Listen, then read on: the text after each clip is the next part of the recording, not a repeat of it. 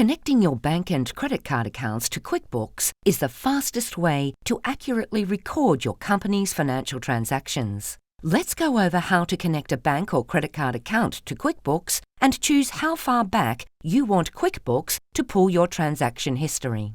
To get started, select the Banking or Transaction menu. There are two ways to bring in transactions from your bank and credit card accounts. The first option is to connect your bank or credit card so QuickBooks downloads your transactions automatically. The second option is to download your company's historical transactions from your bank and credit card in a file. Then you can upload that file so QuickBooks adds those transactions to your accounts. If your bank doesn't have the option to connect your accounts, you can usually still get a file and upload transactions manually. However, keep in mind you need to upload a new file every time you want to bring in more transactions. Connecting your account is faster and easier since you only have to do it once. Each day, QuickBooks gets new transactions from your bank or credit card whenever they're available. Let's connect an account. Select your bank or credit card from the list of popular financial institutions, or enter the name of your bank or credit card company and select it from the list. You'll need to enter the username and password you use to log into your bank or credit card's online banking.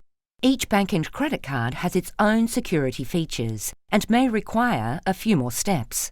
You might also need to receive a phone call, text message, or email to verify your identity. And in some cases, you might need to enter the code from a security token issued to you by your bank. Once you've finished with your bank or credit card sign-in steps, QuickBooks looks for all the accounts you have with your financial institution. These could be separate checking and savings accounts within the same banking login, or the different credit cards that have been issued for your company's credit card account. Select each account you want to connect. Note that you don't have to select everything you see. You should only select the accounts that are relevant to your business.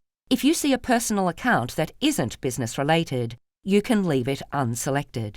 At this point, QuickBooks will connect your online account with one on your chart of accounts. If you've already set up the account on your chart of accounts, you can choose the relevant account from the drop-down menu, or choose the kind of account you want QuickBooks to create for you. Once you've selected the accounts you want to connect, you need to choose how far back you want QuickBooks to go when it downloads transactions from your bank or credit card account. The default choice is the beginning of last year, but you can choose any date you'd like. For instance, many businesses want to bring in transactions from just the beginning of the current year. If you don't see the option you want, select Custom and enter the date. Whatever you choose, it's important to note that you shouldn't enter any transaction that occurred before the date you enter. If you ever decide you want to enter something that happened before the date you choose, talk to your accountant. When you are ready, select Connect.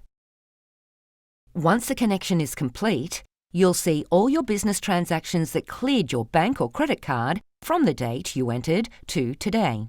When more transactions clear your bank, they'll appear on this list for you to review.